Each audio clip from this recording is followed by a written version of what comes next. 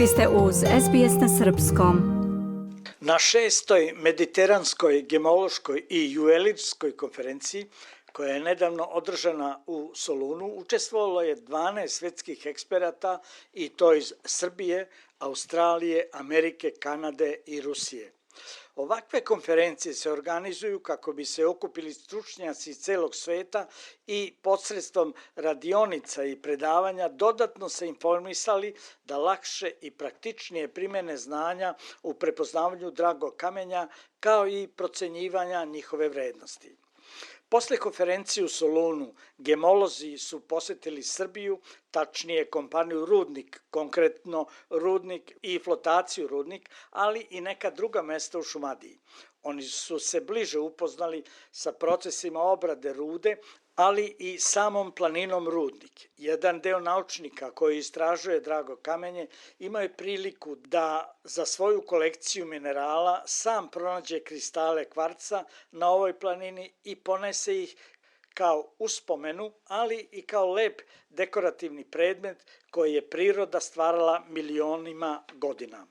David Lazić, osnivač udruženja Lovci na drago kamenje, bio je jedan od učesnika konferencije, a za SBS radio govori o skupu u Solunu i poseti Srbiji stručnjaka koji se bave plemenitim materijalima.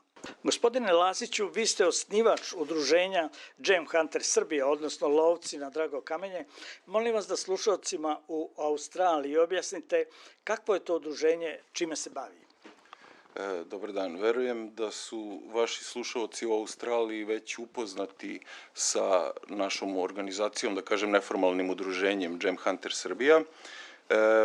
Mi smo konkretno nastali pre nekoliko godina sa idejom da popularizujemo lov na minerale i fosile, prvenstveno u Srbiji, ali i širom sveta. Od te ideje prvobitne gem hunting, odnosno lova na minerale, ideja se proširila, pa je ona obuhvata mnogo širi pojam, odnosno gem hunting nije samo lov na kristale, već povratak prirodi, druženje sa prijateljima i tako dalje. A cela ta priča nas je onda dovela i do toga da se nekako priključimo i toj konferenciji o kojoj ćemo pričati, gemološkoj. O čemu su svetski stručnjaci iz ove oblasti u Solunu razgovarali?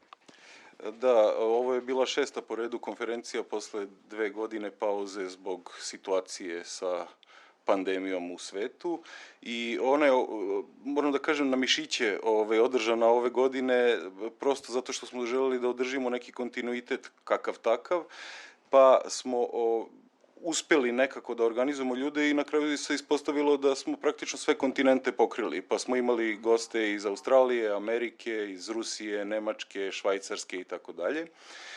Stručnjaci su se okupili prvenstveno da razmene iskustva, da ojačaju kontakte koji su veoma bitni kako u svim poslovima, tako i posebno u gemologiji i naravno da se dodatno edukuju i da putem workshopova, odnosno radionica i predavanja obnove ili da prosto pojačaju svoje znanje iz ove oblasti. Po završetku konferencije, ovi eksperti iz sveta su posetili Srbiju. Gde su sve bili i s kojim ciljem? To spada u postkonferencijske aktivnosti koje generalno na svim konferencijama ovog tipa svi učesnici vole. Krenuli smo od Grčke ka Makedoniji pa do Srbije i tu smo bili na više lokaliteta. Svi gosti koji su bili sa nama upoznati su od kulturno-istorijskih lokaliteta preko geoloških, pa su imali čak i u Makedoniji i u Srbiji jako interesantne upravo lov na drago kamenje. U Makedoniji u Prilepu smo lepo dočekani čak i od gradonačelnika Prilepa koji nas je vodio u lov na rubine, što je bilo posebno interesantno kako gostima iz Australije, Amerike i Rusije, tako čak i nama koji se ovima bavimo već dugi niz godina. Nakon toga smo ušli u Srbiju, mogli su da osete čar i lekovite vode u Lukovskoj banji, da posete manastir Žiču i upoznaju se sa bogatom istorijom ovog manastira, pa sve do Rudnika gde smo ponovo goste vodili na lov na jako interesantne kristale kvarca koje su uspeli da pronađu sami, pa čak i da ponesu kući kao uspomenu. Koliko je vaših kolega bilo iz Australije i kakvi su njihovi utisci iz Soluna, ali i iz Srbije? Ove godine je bilo 2 gostiju iz Australije, mada generalno na konferencijama imamo i više gostiju iz Australije, ali zbog cele ove situacije prosto najuporniji su uspeli da dođu. Ovog puta to su bili Catherine Wyatt i njen suprug Mark. Catherine je profesionalni gemolog i ocrnjivač dragokamena iz Melbournea u Australiji i trenutno se nalazi na poziciji federalnog i marketinškog direktora Gemološke asocijacije Australije, Gemological Association of Australia. Sama GAA, odnosno Gemološka asocijacija Australije, se trudi da godinama edukuje svoje članove, pa je tako i predsjednik konferencije Branko Deljanin, naš stručnjak koji živi u Kanadi, često angažovan i vodi workshopove, radionice u Australiji.